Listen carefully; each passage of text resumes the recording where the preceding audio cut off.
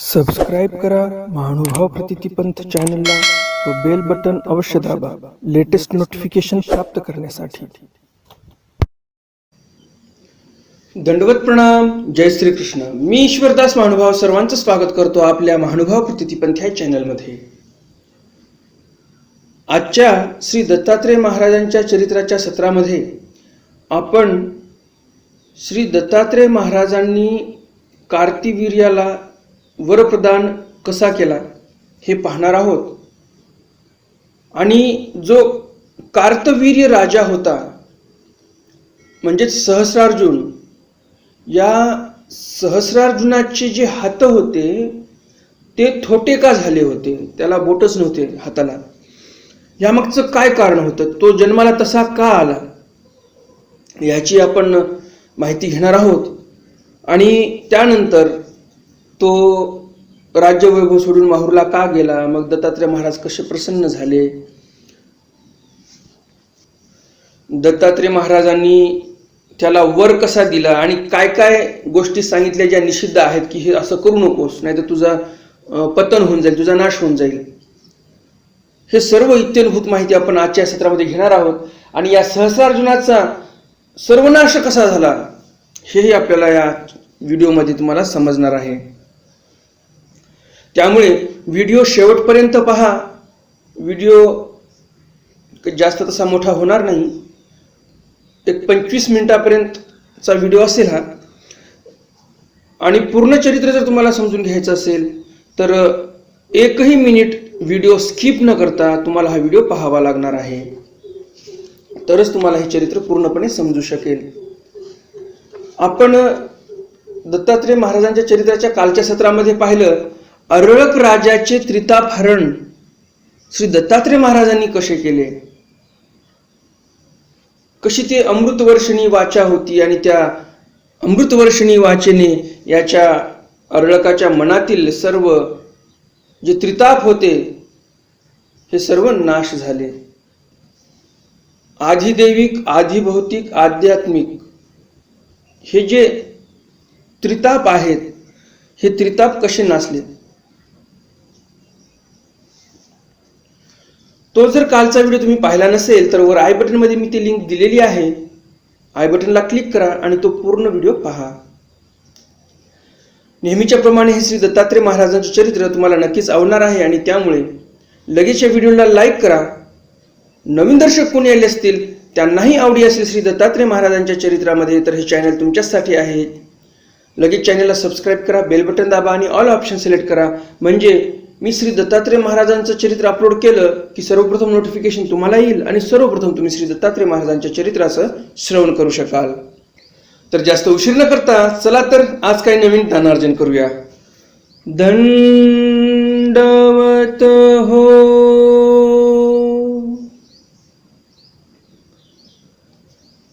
सहस्रार्जुनाची जी परंपरा आहे, मागच्या ज्या पिढ्या आहेत त्याची थोडीशी आपण माहिती घेऊया आणि लगेच चरित्राला आरंभ करूया। सहस्रार्जुन कोणाच्या पोटी जन्माला आला त्याची आपण पूर्वपीठिका जाणून घेऊया, वंशावळी जाणून घेऊया पहिलं आणि नंतर मग चरित्राला सुरुवात करूया। यदुराजाला 4 पुत्र होते। ही वंशावळ यदुराजापासून चालू झालेली आहे। तर यदुराजाला 4 पुत्र होते, सहस्त्रजित, क्रोष्टा, नल आणि रिपू। सहस्त्रजिताचे 3 पुत्र महाहय, वेणुहय आणि हयहय। हयहयापासून हयहय वंश सुरू झाला।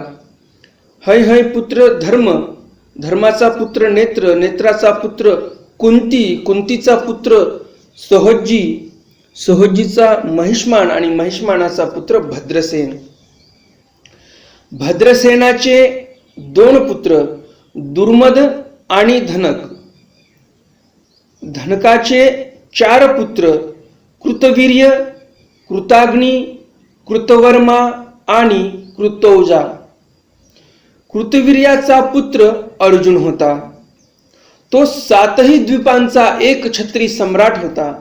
7ही द्वीपांचा तो छत्रपती होता, मालक होता। कृतवीर्याने पुत्रप्राप्तीसाठी जेव्हा यज्ञ केला त्यावेळी विधी करीत असता त्याला जांभई आली. जांभई देतेवेळी त्याने आपले दोन्ही हात तोंडासमोर धरले व आचमन न करता पुढील विधी करू लागला. हात सवळे नाही केले. तो हातावर तोंडातली जे काही किटाणू होते, तोंडातली जी काही वाफ होती ती हातावर आली आणि हात न धुता त्याने पुढचा विधी केला. दोन्ही हात अशुद्ध झाल्यामुळे त्याला जो पुत्र झाला त्याचे दोन्ही हात थोटेच होते. ऋषीमुनींच्या आदेशानुसार कृतवीर्याने त्याचे नाव अर्जुन ठेवले. कृतवीर्याचा पुत्र म्हणून लोक त्याला कार्तवीर्य असेही म्हणत. तारुण्यात पदार्पण केल्यानंतर कार्तवीर्य अर्जुनाला आपले थोटे हात पाहून फार वाईट वाटे. सर्व राज्य वैभव असूनही आपले हात मात्र अंगुळी रहित आहेत, बोट रहित आहेत, हे त्याच्या मनाला सतत बोचत असे. आपण अपंग आहोत, दैवहीन आहोत असा न्यूनगंड त्याच्या अंतःकरणात घर करून त्याला हिनवित असे. त्यामुळे तो सदैव उदासच असे. एक दिवस आपले कुलदैवत श्री दत्तात्रेय प्रभू हे माहुरगडावर निवास करतात. त्यांनाच आपण शरण जाऊ. आपल्या कुळातील अग्रणी महाराजाधिराज यदुराजे त्यांचे अनन्य भक्त होते. आपणही त्यांनाच अनुसरू असा मनासी पक्का निश्चय करून तो सह्याद्री पर्वतावर आला. मेरुवाळा तलावाच्या काठी बसून त्याने श्री दत्तात्रेय प्रभूंच्या नामस्मरणात अनेक वर्ष तपश्चर्या केली. श्री दत्तात्रेय प्रभू प्रसन्न झाले. त्याला दर्शन दिलं. कार्तवीर्याला अपार समाधान वाटले. श्री दत्तात्रेय प्रभूंची तो मनोभावे सेवा करू लागला. त्याचा अपार भक्तिभाव पाहून श्री दत्तात्रेय प्रभूंनी त्याला आपल्या सान्निध्यातच ठेवले. एकदा श्री दत्तात्रेय प्रभू स्नान करून शिळातळावर बसलेले होते. नुकतेच स्नान झाल्यामुळे श्री दत्तात्रेय महाराजांच्या ज्या जटा होत्या, जे केस होते ते ओले होते. ते पाहून कार्तवीर्य इकडे तिकडे धावपळ करून अपार श्रद्धेने आणि भक्तिभावाने विस्तव घेऊन आला. आपल्या थोट्या हातावरच त्याने विस्तव आणला, कारण त्याला धुपटणच नाही सापडलं. आणि धुपटणं न सापडल्यामुळे श्री दत्तात्रेय महाराजांच्या सेवेमध्ये तर उशीर झाला नाही पाहिजे, म्हणून त्याने शेवटी धुपटणं नाही तर नाही, त्याने हातावरच विस्तव आणला. त्यावर धुपादी सुगंधी द्रव्य टाकून तो सुगंधी धूप श्री दत्तात्रेय प्रभूंच्या केशकळापांना दाखवू लागला. त्याच्या हाताची कातडी जळू लागली. त्यामुळे करपट वास येऊ लागला. श्री दत्तात्रेय प्रभू त्याची ती अपार भक्ती व सेवादास्य पाहून प्रसन्न झाले. कृपादृष्टीने त्याच्याकडे अवलोकन करून म्हणाले, अरे, तुझ्या हातातला जो विस्तव आहे तो लवकर खाली टाकून दे. श्री दत्तात्रेय प्रभूंना करपटवास येतो हे जाणून त्याने तात्काळ तो विस्तव टाकून दिला. त्याच्या भावना कशा आहेत आपल्याला इथे लक्षात येतात. त्याला हाताला इजा होत आहे म्हणून त्याने विस्तव नाही टाकला. दत्तात्रेय महाराजांना घाणवास यायला लागला. दत्तात्रेय महाराज म्हणायला लागले, टाकून दे विस्तव, आणि म्हणून टाकलेला आहे. एवढी समर्पणाची भावना त्या कार्तवीर्य राजाकडे होती, सहस्रार्जुनाकडे होती. श्री दत्तात्रेय प्रभूंनी अपार करुणेने त्याच्याकडे पाहत म्हटले, माग, मी प्रसन्न आहे, काय हवे आहे तुला. श्री दत्तात्रेय प्रभूंच्या त्या अमृतवर्षिणी वाणीने तो शांत झाला. विनयपूर्वक नमस्कार करून म्हणाला, हे प्रभू, माझ्यासाठी काय योग्य आहे हे आपणच जाणता. श्री दत्तात्रेय प्रभू म्हणाले, जा, 1000 हात होतील, अतुल बलवान होशील, कुणीही शत्रू तुला पराजित करू शकणार नाही. विपुल संपत्ती, कीर्ती, यश प्राप्ती होऊन चक्रवर्ती सम्राट होशील. जाणून लोकांचे मनोरथ पुरवशील. एक एक वराचे दान अर्जुनाच्या पदरात पडत होते. 1000 हाताच्या प्राप्तीने तर तात्काळ वराचा प्रत्यय आला. तो श्री दत्तात्रय प्रभूंच्या चरणावर हात जोडून साष्टांग नमस्कार घालू लागला. त्याच्या आनंदाला सीमाच उरली नाही. आता तो अर्जुन नाही राहिला, आता तो कार्तवीर्य नाही राहिला, तर आता तो सहस्रार्जुन झालेला होता. शेवटी श्री दत्तात्रय प्रभूंनीच ती सीमा आखून दिली आणि श्री दत्तात्रय प्रभू म्हणतात, हे सहस्रार्जुना, मी तुझ्या भक्तीने सेवादासाने वश होऊन तुला वर दिले, पण त्यासाठी 3 अटी सुद्धा तुला सांगतो. हे 3 पथ्य तुला पाळावे लागणार आहेत. कार्तवीर्य सहस्रार्जुन आपले सहस्त्र बलयुक्त हात जोडून आज्ञा करावी महाराज म्हणून श्रीचरणी नम्र झाला. श्री दत्तात्रय प्रभू म्हणाले, सहस्रार्जुना, गोहत्या, ब्रह्महत्या आणि स्त्री हत्या करू नकोस. तुझा कधीही नाश होणार नाही. गाय ही राजा आणि प्रजाजनासाठी तथा राज्यवृद्धीसाठी अत्यंत उपकारक आहे, असा उपदेश श्री दत्तात्रय महाराजांनी केलेला आहे. श्री दत्तात्रय महाराजांनी गायीची काय महिमा असते ही महिमा एका वाक्यामध्ये सांगून दिलेली आहे. इथे काय म्हणतात श्री दत्तात्रय महाराज, गाय जी असते ही प्रजाजनाच्या वृद्धीसाठी तथा राज्याच्या वृद्धीसाठी खूप महत्वाची आहे. आणि हल्ली आपण बघतो आपले सर्व शेतकरी लोक पैशासाठी जे काही गावरान गाय आहे त्या गावरान गाईला दूध कमी देत आहे म्हणून खाटकाला विकून टाकतात. भाकड झाली गाय की खाटकाला विकून टाकतात. तर इथे हे सर्व शेतकरी लोक श्री दत्तात्रय महाराजांना खोटं ठरवण्याचा प्रयत्न करत आहेत. श्री दत्तात्रय महाराजांनी सहस्रार्जुनाला कुठे सांगितलं की गाय म्हातारी झाली म्हणजे निरुपयोगी असते? फक्त गाय सांगितली. गाय म्हणजे जन्मापासून जी कारवड असते तिथून ते मरेपर्यंत ती गाय या समाजासाठी उपकारक आहे असं श्री दत्तात्रय महाराजांना इथे गायीची महिमा सांगितलेली आहे. कोणतंही लहान लेकरू बघा, त्या लहान लेकराला जर आईच्या दुधा वेगळं जर दूध पाजायचं असेल तर म्हशीचं दूध नाही चालत. कोणताही डॉक्टर तुम्हाला म्हशीचं दूध पाजा लेकराला असं नाही सांगत, किंवा मार्केटमधून दुधाचा पुडा आणा आणि ते जे दूध आहे ते लेकराला पाजा असं कोणताही डॉक्टर सांगत नाही. आताही डॉक्टर सांगतो गावरान गाईचं दूध पाजा. म्हणजे ही गावरान गाय जी आहे त्या गावरान गाईचं दूध एवढं चांगलं असते की लहान बाळाला पण व्यवस्थितरित्या पचते, काही अपाय करत नाही. जर्शीचा तर विशेष सोडून द्या. तर एवढी गाय उपकारक आहे, परंतु आपल्याला पैशाची हाव वाढलेली आहे म्हणून श्री दत्तात्रय महाराजांच्या या उपदेशाकडे कोणीही लक्ष देत नाही. आणि सरळ स्वदेशी जी गावरान गाय आहे त्या गावरान गाईचं पालन पोषण आता जवळजवळ समाप्त होत आलेलं आहे. ज्यांच्या घरी गायी असतील गावरान ते दैवाचे भाग्याचे आहेत, परंतु प्रत्येकाला हाव सुटलेली आहे पैशाची. आणि मग पैसा कोणती गाय जास्त देते तर जर्शी गाय. मग आणा जर्शी, त्या जर्शीला गाय म्हणू नये या अगोदर मी तुम्हाला सांगितलेलं आहे. तर जो जर्शी प्राणी आहे त्या जर्शी प्राण्याला आणा घरी, काढा दूध 10 लिटर एका वेळेस.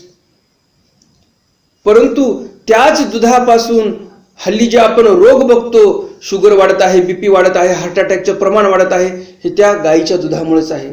गायीच्या नाही, सॉरी, जर्सीच्या दुधामुळे आहे. जर्सीचं दूध एवढं हानिकारक आहे. असे काही विदेशामध्ये देश आहेत, काही विदेश आहेत असे न्यूझीलंड सारखे की जिथे स्वदेशी जी भारतातली गाय आहे त्या गायीचं तिथं पालन पोषण करतात.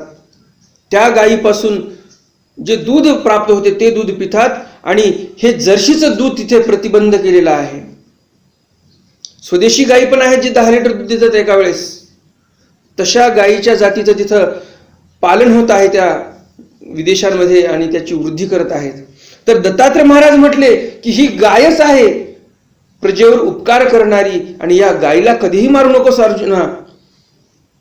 आणि हाच उपदेश या सहस्रार्जुनाच्या माध्यमातून श्री दत्तात्रय महाराजांनी समग्र या जीव जातीला केलेला आहे, समग्र मानवाला केलेला आहे. परंतु मानव हा विसरत चाललेला आहे. ती जी गाय आहे ती परोपकार करण्यासाठीच दूध देते. कृषी आदी कर्मासाठी बैलांचा अत्यंत उपकार आहे. म्हणून निरपराध गायी उपलक्षणे सर्व निरपराध पशु हे हत्येसाठी वर्ज करतो मी तुला. ही महत्वाची सूचना सहस्रार्जुनाला इथे दत्तात्रय महाराजांनी दिलेली आहे. ब्राह्मण हा प्रजाजनांचा गुरु आहे. विद्याभ्यास, ज्ञानदानाचे कार्य हे सर्व करून तो ब्रह्मचिंतनात रत असतो. समाज धारणेसाठी, सुसंस्कार वृद्धीसाठी व कल्याणासाठी ब्राह्मण हा अत्यंत उपकारक आहे. ब्राह्मण उपलक्षणे सदाचार, सद्विचार, सत्संस्कार देणारे जे सत्पुरुष ते तुला हत्येसाठी निषिद्ध आहेत. स्त्री ही तर सर्वांची जननी आहे. ती पुरुषापेक्षा स्वभावतः खूप अबला आहे. एवढी सामर्थ्यवान नाही पुरुषासारखी. म्हणून तिचा ही तू कधीच वध करू नको, तिलाही कधी मारू नकोस, तिच्यावर कधीही शस्त्र उचलू नकोस, कारण ती अबलाच आहे. अबला कशामुळे म्हणतात स्त्रियांना? अ म्हणजे नाही, बल म्हणजे बल. ज्यांच्या ठिकाणी बल नाही म्हणजे नसते अशातला भाग नाही, कमी असते, आणि म्हणून अबला नारी असं बोलतात. म्हणजे तिच्या ठिकाणी ताकद कमी असते, सामर्थ्य कमी असते पुरुषांच्या पेक्षा. या आज्ञाचे जर पालन करशील, ह्या पत्त्याचं जर तू पालन करशील, तर तू या भूतलावर संपूर्ण पृथ्वीचे राज्य सृष्टीच्या अंतापर्यंत उपभोगशील. किती मोठा वर श्री दत्तात्रय महाराजांनी इथे दिलेला आहे. फक्त हे पथ्य पाळायला सांगितलं. 3 गोष्टी करायच्या नाही. गाय, ब्राह्मण आणि स्त्री या तिघांना मारायचं नाही. आणि दुसरी एक विशेषता या निरूपणामधली तुम्हाला सांगू इच्छितो.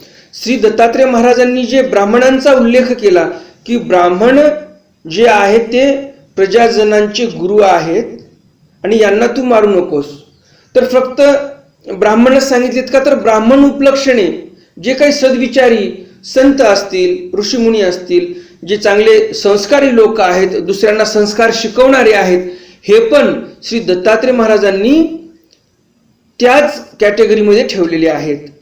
अशा लोकांनाही मारायचं नाही. जे उपकारक आहेत समाजावर, जे सामाजिक कार्य करतात, सामाजिक कार्य करतात, समाजाच्या भल्यासाठी कार्यरत आहेत, अशाही व्यक्तींना मारू नकोस. अशा जर सामाजिक कार्यकर्त्यांना तू मारशील तर तुझा नाश नक्कीच होईल, हे असं सांगितलेलं आहे. श्री दत्तात्रय प्रभूंची आज्ञा शिरसावंद्य मानून श्री दत्तात्रय प्रभूंची महापूजा करून आपल्या महिष्मती नगरीत तो परत आला. कृतवीर्याने सर्व राज्यकारभार सहस्रार्जुनावर सोपविला. कृतवीर्य हे सहस्रार्जुनाचे वडील. ह्यामध्ये थोडंसं तुमचं कन्फ्युजन होऊ शकते की कृतवीर्य आणि कार्तवीर्य दोन्ही शब्द समान वाटतात, थोडासा फरक आहे फक्त. तर कन्फ्यूज होऊ नका, गोंधळून जाऊ नका. कृतवीर्य हा कार्तवीर्याचा वडील. कृतवीर्य म्हणजे सहस्रार्जुनाचा वडील. सहस्रार्जुनाचं नाव कार्तवीर्य असं होतं. आणि असा सर्व राज्यकारभार कृतवीर्याने आपल्या मुलाला सोपवून दिलेला आहे. सर्व प्रजाजनांना अपार समाधान वाटले व अनेक वर्षेपर्यंत सहस्रार्जुनाने निर्वैर राज्य केले. पृथ्वीवरील सर्व राजे सहस्रार्जुनाची आज्ञा शिरसावंद्य मानित. एक वेळ सहस्रार्जुन गळ्यात वैजयंती माळा धारण करून नर्मदा नदीवर आला. आपल्या हजारो स्त्रियांसह जलविहार करण्यासाठी आला. त्यावेळी आपल्या 1000 हातांच्या शक्तीवर गर्व करीत त्याने नर्मदेचा प्रवाहच रोखला. दशानन रावण सुद्धा त्या नदीवरील किनाऱ्यावर तळ ठोकून बसलेला होता. हजारो राक्षस सेनेसह रावणाचे शिबिर होते. नदीचा प्रवाह उलट होऊन पाणी सर्व तुंबू लागलं मागे. रावणाच्या शिबिराला पाण्याने वेढले. रावण स्वतःला सर्वश्रेष्ठ वीर समजत होता. त्यापुढे सहस्रार्जुनाचा हा पराक्रम त्याला सहन झाला नाही. सहस्रार्जुनाला तो बरे वाईट बोलू लागला. तेव्हा सहस्रार्जुनाने स्त्रियासमोरच लिहिलेल्या रावणाला पकडले आणि बंदराप्रमाणे बंदिस्त केले. नंतर पुलस्त्य ऋषींनी येऊन मध्यस्थी केली. तेव्हा रावणाला सहस्रार्जुनाने सोडून दिलं. श्री दत्तात्रेय प्रभूंनी दिलेल्या वरांचा पूर्णपणे उपभोग घेत सहस्रार्जुन सुखाने राज्य करू लागला. परंतु परिवर्तनशील जगात नित्य असे काय आहे? सुख दुःख हे चक्राच्या आऱ्याप्रमाणे फिरत असतात. द्वंद्वाची प्रवृत्ती हीच बलवान असते. सहस्रार्जुनाने अनेक सहस्त्र वर्षे राज्योपभोग घेतला, परंतु विनाशकाले विपरीत बुद्धी निर्माण व्हावी त्याप्रमाणे अनेक राज्यावर आणि राज्यांवर अधिपत्य गाजवून ऐश्वर्याच्या मदाने त्याची वृत्ती अहंकाररत होऊन गेली. जर मनावर संयम नसेल, लीनता नम्रता आदी सद्गुणांचा ऱ्हास झाला असेल तर यौवन बल रूप संपत्ती आणि सत्ता ह्या एकेकानेच विनाश होत असतात. सहस्रार्जुनाजवळ तर या सर्वांचा संगम झालेला होता. शिवाय श्री दत्तात्रेय प्रभूंच्या वरदानाने तर तो अजिंक्य आणि अमर असल्याचा उन्मादात वावरू लागला. श्री दत्तात्रेय प्रभूंनी दिलेल्या ज्ञानाचा आणि वर्ज्य केलेल्या अटींचाही त्या सहस्रार्जुनाला विसर पडला. एकदा सहस्रार्जुन फिरत फिरत आपल्या हजारो सैन्यासह रुद्धपूर क्षेत्रात आला. विंध्याचळाच्या निर्जन प्रदेशातून मार्गक्रमण करीत करीत सर्व तहानलेले जे काही सैन्य होतं ते सर्व तहानलेलं होतं. निर्जन घनदाट क्षेत्रातून अनेक योजनांचा प्रवास झाल्यामुळे तहान भुकेने सहस्रार्जुनही व्याकुळ झाला होता. एका प्रशस्त जागी तळ देऊन सेवकांना पाण्याच्या शोधासाठी त्याने पाठवलं. सेवक जंगलात पाणी शोधू लागले, पण पाणी कुठेच मिळेना. लांबवर एक पर्णकुटी त्यांना दिसली. येथे पाणी निश्चितच मिळेल या आशेने सेवक धावतच पर्णकुटीकडे आले. तो आश्रम होता जमदग्नी ऋषींचा.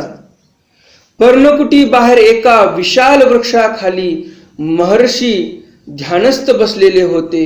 जमदग्नी हे सत्यवती पासून झालेले ऋचिक ऋषींचे पुत्र. ते ब्रह्मतेजा बरोबरच क्षात्र तेजानेही संपन्न होते. ऋचिक ऋषींनी दिलेल्या मायलेकींच्या अदलाबदल झालेल्या पदार्थांचा तो परिणाम होता. ऋचिक ऋषींनी फळ दिलं, मायालेकींमधले अदलाबदल झाली. हा प्रकार जो घडलेला आहे, तुम्हाला जर व्यवस्थित समजून घ्यायचा असेल तर खाली डिस्क्रिप्शन बॉक्समध्ये मी श्री दत्तात्रेय महाराजांच्या चरित्राची लिंक दिलेली आहे. तिथे जाऊन ऋचिक ऋषींना 500 शामकर्ण घोडे श्री दत्तात्रेय महाराजांनी का दिले या ऋचिक ऋषींवर एक व्हिडिओ आहे. तो व्हिडिओ पहा, म्हणजे तुम्हाला हे सर्व प्रकार कळेल. इथपर्यंत तुम्ही हा व्हिडिओ पाहिलेलाच आहे, तर ह्यापुढे ही पूर्ण व्हिडिओ पहा, म्हणजे तुम्हाला सर्व समोरची लीळा व्यवस्थित समजेल. आणि जर इथूनच तुम्ही सोडून गेलात व्हिडिओला तर तुम्हाला ही लीळा पूर्ण समजणार नाही. रेणुका ही रेणू ऋषींची पुत्री म्हणून तिला रेणुका म्हणत. जमदग्नी बरोबर तिचा विवाह झाला होता. जमदग्नीला वसुमान आणि इतरत्र 5 पुत्र झाले. त्यात छोटा परशुराम होता. तो कैलास पर्वतावर महादेवाकडे विद्याभ्यासासाठी गेलेला होता व इतर पुत्रही अनुष्ठानासाठी बाहेर गेले होते. पर्णकुटीत रेणुका गृहकृत्यात मग्न होती. घरचे काम करत होती. सेवकांना पाहताच ती सामोरी आली. तेव्हा सेवक जवळ येऊन विनम्रपणे म्हणाले, आई, आम्हाला पाणी हवे आहे. आम्ही हजारो सैनिक आमच्या महाराजाधिराज सहस्रार्जुन राजा सोबत आलो आहोत. जवळच आमचा तळ आहे. सर्वांची व्यवस्था होईल असे जलाशय किंवा नदी वगैरे इथे आहे का? सर्व तहानेने व्याकुळ झालेले आहेत. आलेल्या अतिथींचा योग्य सत्कार करीत रेणुका म्हणाली, सेवक हो, थांबा, मी तुमच्या सर्वांची पाण्याची व्यवस्था करून देते. असे म्हणून ती पर्णकुटीत गेली आणि एका द्रोणात पाणी घेऊन आली. तेव्हा सेवक त्या अल्पशा जलाकडे पाहत म्हणाले, आई, या जलाने तर आमची तृष्णा भागणार नाही. रेणुका म्हणाली, चिंता करू नका. हे अल्पशे जल अमाप जलाशय निर्माण करू शकते. जेथे तुमचा तळ आहे तेथे सखोल भागात या द्रोणातील पाणी टाका. म्हणजे तुमच्या सर्व सैन्याला, हाती घोड्यांनाही पुरून उरेल एवढा मोठा जलाशय क्षणार्धात निर्माण होईल. रेणुकेने द्रोणातील पाण्याचे असे रहस्य सांगतात राजसेवक विस्मयचकित झाले आणि आदराने व भक्तिभावाने वंदन करून तो द्रोण श्रद्धापूर्वक हाती घेऊन राजाकडे निघाले. सहस्रार्जुनाने द्रोण हाती घेतला आणि सखोल स्थळी त्यातील अल्पसे जल अर्घ्य द्यावे त्याप्रमाणे रिचविला. हा म्हणता मोठा जलाशय तेथे निर्माण झाला. सर्वजण चकित झाले. सर्वांना कुतूहल वाटू लागली की हे शक्य कसं काय झालं. सर्व सैन्यासह राजाचीही तहान शमली. पण या जगात तृष्णा ही कधीतरी कुणाची शांत झालेली आहे का? कुणाचीच तृष्णा कधी शांत झालेली नाही. जी अपेक्षा पूर्ण होते ती दुप्पट दुसरी अपेक्षा वाढविते. माणसाचे मन हे सदैव अतृप्तच असते. क्षणिक समाधान संपताच इच्छा, आशा पुन्हा शक्तिशाली बनतात. माणूस बिचारा तिचा गुलाम बनून तिच्या मागे जातच राहतो आणि सर्व नाश ओढवून घेतो. सहस्रार्जुनाचेही तसेच झाले. तहान भागल्यानंतर भूक बळावली. शरीरापेक्षाही मनाची. पाणी जर येथे मिळू शकले तर भोजन सुद्धा मिळेलच ही आशा सहस्रार्जुनाच्या मनात घोंगावू लागली. स्वतः सहस्रार्जुन काही सैनिकासह रेणुका देवीच्या दर्शनाला आला. लोकांच्या अंतरातील भाव जाणून त्यांना दान देणारा स्वतः भूक भागविण्याच्या इच्छेने कुतूहल व आश्चर्यचकित होऊन पर्णकुटी जवळ आला.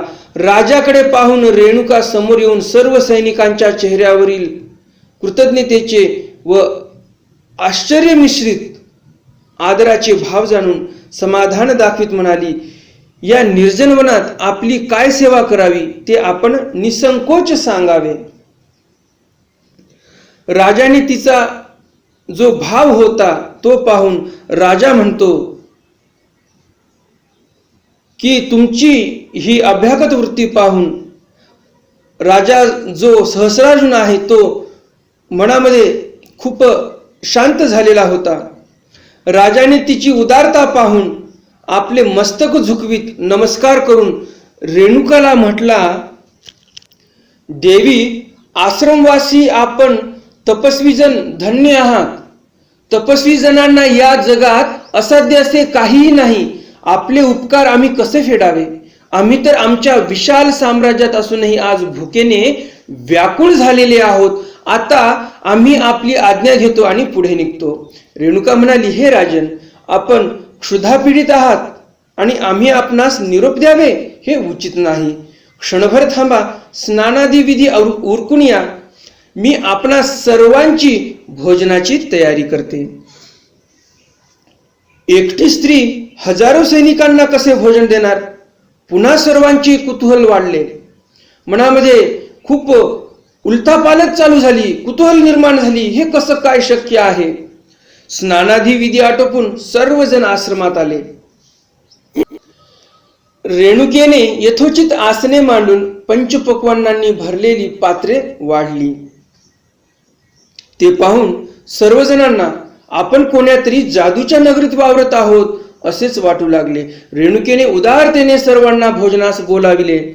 आश्चर्य, आदर, भक्तिभाव, चमत्कार आदी संमिश्र भावनांची अंतःकरणात सर्व मिसळ झालेली होती. आणि असं सर्व मिसळ झालेलं अंतःकरण या सहस्रार्जुनाचं काहीतरी वेगळीच योजना आखायला लागलं. सहस्रार्जुनाच्या मनात त्याला वाटायला लागलं की हे असं दिव्य, हे जे भोजन आहे, जे मानव लोकांना दुर्लभ आहे, असं भोजन या आश्रमात कसं प्राप्त झालं? पोटभर जेवला सहस्रार्जुन, तृप्त होईपर्यंत जेवला, कंठापर्यंत त्यानं भोजन केलं. एवढं पोटभर जेवला, कंठापर्यंत आलं खाल्लेलं. आणि असं जेवण झाल्यानंतर भोजनोपरांत आश्चर्य दाखवित सहस्रार्जुनाने रेणुकेला विचारलं, हे अन्नदात्री देवी, अशा निर्जन स्थळी कुठलीही साधन सामग्री उपलब्ध नसता अल्पावधीतच केवळ आपण एकटीनेच हे देवदुर्लभ दिव्य भोजन कसे तयार केले? जर आम्हाला सांगण्यासारखे असेल तर कृपा करून आपण निवेदन करावे व आमची जिज्ञासा शांत करावी. अनुसया रेणुका माता म्हणते, हे राजन, आपल्या तृष्णा आणि क्षुधेप्रमाणे आपली जिज्ञासा सुद्धा शांत करते. असे म्हणून रेणुकेने समोर उभ्या असलेल्या कामधेनू गायीकडे बोट दाखवीत म्हटले, ही पहा, कामधेनू आहे. प्रत्यक्ष इंद्रदेवाने महर्षी जमदग्नीचे ब्रह्म आणि क्षात्र तेज पाहून आणि त्यांच्या तपाच्या प्रभावाने प्रभावित होऊन आमच्या सेवेसाठी तिला आमच्या आश्रमात पाठविले. हे राजन, कोणत्याही लेह्य, पेय, चोष्य व भोज्य पदार्थाची या कामधेनू जवळ इच्छा करताच ती तत्काळ पूर्ण करते. म्हणूनच मी आपल्या सेवेसाठी जे काही भोजन लागत होते ते देऊ शकले. जे काही खाण्यायोग्य पदार्थ आहेत, पिण्यायोग्य पदार्थ आहेत, हे सर्व ही गाय जी आहे ती देते. सहस्रार्जुनाची इच्छा बळावत चालली होती. जी जी महत्वपूर्ण, ऐश्वर्यवान, शक्तिमान वस्तू आहे ती प्राप्त करण्याची इच्छा बाळगणारा सहस्रार्जुन त्या ऋषींच्या ऐश्वर्याने खजील झाला. या कामधेनूचा तर खरा उपयोग आपणच घेऊ शकतो, केवळ आश्रमात असून या गायीचा काय उपयोग, असे विचार त्याच्या मनात येऊ लागले. आणि रेणुकेला तो म्हणाला, देवी, तर ही कामधेनू माझ्या राजमहालातच शोभून दिसेल, म्हणून मी आता या कामधेनूची इच्छा करतो. कृतज्ञतेचे रूपांतर असूयतेमध्ये झाले. ऋषीच्या ऐश्वर्यापुढे स्वतःचे द्वीपांचे साम्राज्य थिटे दिसू लागले. मत्सरामुळे त्याबद्दल त्या ऋषीमुनींचे जी काही गायी आहेत, जे काही ती कामधेनू आहे तीही प्राप्त करावी असे या राजाच्या मनामध्ये येऊ लागलं. तसं त्याने बोलवूनही दाखवलं. मनामध्ये द्वेष वाढलेला, मत्सर वाढलेला. या मत्सरामुळेच त्याच्या बल सामर्थ्याचा अहंकार दुखावला. सहस्रार्जुनाचे विनयपूर्वक शब्द कठोर झाले. तो म्हणाला, देवी, माझ्या राज्यात जी जी वस्तू मी इच्छितो ती मला प्राप्त झाली पाहिजे. प्रेमाने जर मला ती मिळत असेल तर चांगली गोष्ट आहे. प्रेमाने जर मला ती मिळत नसेल तर प्रसंगी बळाचा उपयोग करूनही ती अपेक्षित वस्तू मी प्राप्त करतो. म्हणून आपल्या ऋषीला आपण पटवून द्यावे. या कामधेनूला आपण राजाला अर्पण करा, नाहीतर नाईलाजाने सर्व सैनिक ती घेऊन जातील. रेणुका देवी या अकल्पित प्रसंगाने हादरून गेली. अनाठाई आणि अपात्री केलेल्या दयेचे फळ त्वरित पदरात पडले. रहस्य हे जोपर्यंत रहस्य असते तोपर्यंतच त्याचा योग्य परिणाम सुरू असतो. अयोग्य ठिकाणी झालेले रहस्योद्घाटन हे विपरीत फळ देणारे असते. म्हणून सत्पात्री दान, सत्पात्री सेवा हीच शास्त्राला अपेक्षित आहे. जे व्यक्ती योग्य नाहीत त्या दानाच्या तिथे दान करू नये. अपात्री अयोग्यतेच्या ठिकाणी जर दान केलं तर असं वाढण समोर येते, असं आपल्याला इथे लक्षात येते. इतरत्र उदासीन वृत्तीने भावावेशात न येता स्वतःच्या ऐश्वर्याचे प्रदर्शन न करता वर्तावे ही विवेकशील पुरुषाची वृत्ती सदैव समाधान टिकविणारी असते. रेणुका घाबरून गेली. ती प्रतिकार करू लागली, हे राजन, आपण धर्मज्ञ आहात, आमच्यावर आपल्याकडून असा अन्याय होऊ नये. ही कामधेनू आपल्यासोबत येणार नाही. तिच्या प्राप्तीसाठी सर्व काही सोडून घोर तप करावे लागते. तेव्हा तपस्वी शुद्ध अंतःकरणी पुरुषाजवळ ती चालून येते. म्हणून या कामधेनूची अभिलाषा आपण सोडून द्यावी.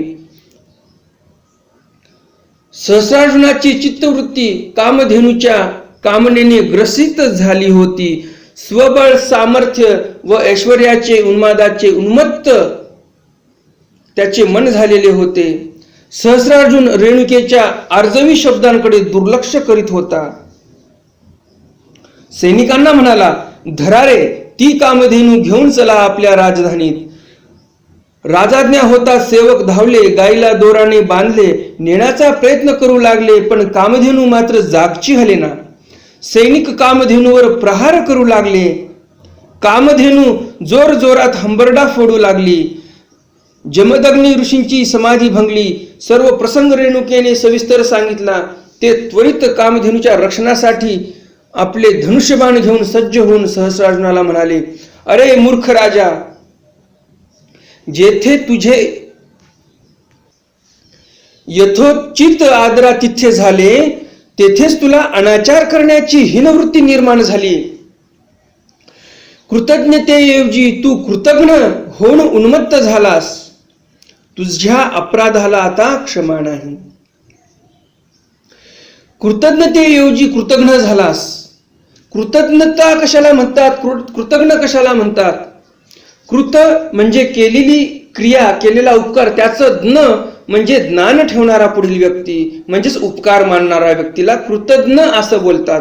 आणि कृतज्ञ म्हटल्यानंतर केलेल्या उपकाराचा घ्न म्हणजे सत्यानाश, सर्वनाश करणारा, उपकाराला न मानणारा जो अपकारी आहे त्याला कृतज्ञ म्हणतात. असा फरक आहे कृतज्ञ आणि कृतज्ञ मध्ये. शब्द सारखेच वाटतात, परंतु गोंधळून जाऊ नका. याचा अर्थ लक्षात ठेवा व्यवस्थित. कृतज्ञ आणि कृतज्ञ असा फरक आहे त्याच्यामध्ये. पुनश्च एकदा सांगतो, कृत म्हणजे उपकार केलेले, ज्ञ म्हणजे ज्ञान असणारा, त्याचा उपकार ठेवणारा जो व्यक्ती आहे त्याला कृतज्ञ म्हणतात. आणि कृतज्ञ केलेल्या उपकाराचा घ्न म्हणजे नाश करणारा, त्याला अपकारक म्हणतात. असा फरक आहे. जर फरक लक्षात आला असेल कमेंट बॉक्समध्ये कमेंट करा, काय फरक तुमच्या लक्षात आलेला आहे. असा तो जमदग्नी बोलतो की आता तुझ्या अपराधाला क्षमा नाही. असे वाक प्रहार करीत जमदग्नी धनुष्य घेऊन सहस्रार्जुनावर धावून गेला. इकडे कामधेनूवर प्रहार होत असल्यामुळे तिच्या मलमूत्रातून असंख्य सैन्य निर्माण होऊन सहस्रार्जुनाच्या सैनिकांना ठार करू लागलं. सहस्रार्जुन आणि जमदग्नीचे घनघोर युद्ध सुरू झाले. त्यात जमदग्नी शरपंजरी पडला. कारण सहस्रार्जुनाच्या पाठीमागे दत्तात्रेय प्रभू महाराजांचा वर होता, परंतु त्याने इथे पथ्य पाळलं नाही आणि एका ब्राह्मणाला मारलं, एका स्त्रीला मारलं आणि एका गायीवर पण अत्याचार केला. सहस्रार्जुन विजयाच्या उन्मादाने बेफाम झाला होता. त्याने जमदग्नीवर पडलेल्या रेणुकेवरही प्रहार केला. स्त्रीला पण नाही सोडलं. सर्व सैन्य धराशायी झाले. जमदग्नी धराशायी झाल्यामुळे कामधेनू स्वर्गात निघून गेली. इकडे सहस्रार्जुनाचं सर्व सैन्य मरून गेलं. सहस्रार्जुन भयचकित झाला. जिची अपेक्षा करून घोर अनर्थ केला ती कामधेनू आकाशमार्गे निघून गेली. अपेक्षा हेच दुःखाचे कारण आहे. फार मोठे संकट आपण ओढावून घेतले. श्री दत्तात्रय प्रभूंच्या आज्ञेचा भंग केला. हा अपराध मनात घर करू लागला. रागाच्या भरात माणूस जे क्रिया करते त्याला भान राहत नाही की आपण काय करतोय, काय करायला नाही पाहिजे, काय योग्य आहे, काय अयोग्य आहे. हे सर्व कृत्य घडून गेल्यानंतर त्या सहस्रार्जुनाच्या लक्षात आलेलं आहे की आपण श्री दत्तात्रय महाराजांच्या आज्ञेचा भंग केलेला आहे. सहस्रार्जुन खचून गेला आणि भावी अनर्थ अटळ आहे असं त्याच्या लक्षात आलं. आता माझा सर्वनाश होणार हे निश्चित आहे. श्री दत्तात्रय महाराजांच्या आज्ञेचा भंग केलेला आहे मी, अशी भीती निर्माण होऊन सहस्रार्जुनाने तेथून पळ काढला. पुढं काय होते, परशुराम कसा त्या सहस्रार्जुनाकडून बदला घेतो, सहस्रार्जुनाचा वध करतो, हे सर्व आपण उद्याच्या सत्रामध्ये जाणून घेणार आहोत. आजचं हे सत्र श्री दत्तात्रय महाराजांच्या चरित्रातील तुम्हाला जर आवडलं असेल आणि अजून जर तुम्ही लाईक केलं नसेल व्हिडिओला तर काय करताय, लगेच व्हिडिओला लाईक करा. नवीन दर्शक कोणी आले असतील त्यांनी अजून चॅनलला सबस्क्राईब केलं नसेल आणि त्यांनाही रुची असेल अशा चरित्रांमध्ये तर हे चॅनल तुमच्यासाठी आहे. लगेच चॅनलला सबस्क्राईब करा, बेल बटन दाबा आणि ऑल ऑप्शन सिलेक्ट करा. म्हणजे श्री दत्तात्रय महाराजांचं चरित्र मी अपलोड केलं की सर्वप्रथम नोटिफिकेशन तुम्हाला येईल आणि सर्वप्रथम तुम्ही श्री दत्तात्रय महाराजांचं चरित्र ऐकू शकाल. तर भेटूया उद्याच्या सत्रामध्ये श्री दत्तात्रय महाराजांच्या एका नवीन चरित्रासह. तोपर्यंत दंडवत प्रणाम. जय श्री कृष्ण. जय श्री दत्तात्रय महाराज. दंडवत